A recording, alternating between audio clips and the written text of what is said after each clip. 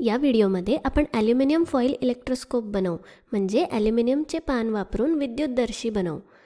आपण ॲल्युमिनियमच्या पानाचे 2 पातळ पत्रे म्हणजे ॲल्युमिनियम फॉईलचे 2 तुकडे घेतले आणि ते तांब्याच्या तारेत अशा प्रकारे लटकवले। ही तांब्याची तार काचेच्या बरणीच्या झाकणातून आत टाकू आणि नंतर हे झाकण लावून घेऊ।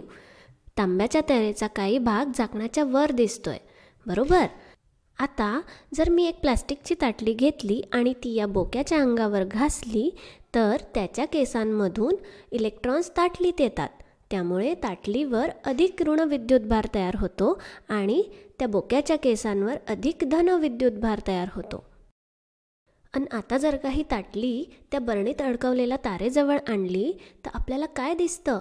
ती जवळ आणल्याबरोबर ते आत लटकवलेले ॲल्युमिनियमचे पान एकमेकांपासून दूर जातात। असं का होतंय बरं? जेव्हा आपण ही ऋण विद्युतभार असलेली ताटली तांब्याच्या तारेच्या टोकाजवळ आणतो तेव्हा त्या ताटलीच्या ऋण विद्युतभारामुळे तांब्याच्या तारेच्या टोकावरील इलेक्ट्रॉन्स दूर ढकलले जातात आणि ते ॲल्युमिनियमच्या पानांकडे जातात। त्यामुळे या तारेच्या वरच्या टोकावर अधिक धन विद्युतभार तयार होतो। लटकवलेल्या दोन्ही ॲल्युमिनियमच्या पानांमध्ये अधिक ऋण विद्युतभार असल्यामुळे दोन्ही ॲल्युमिनियमचे तुकडे एकमेकांना दूर ढकलतात, कारण समान विद्युतभार एकमेकांना दूर ढकलतात, त्यांच्यात प्रतिकर्षण असतं।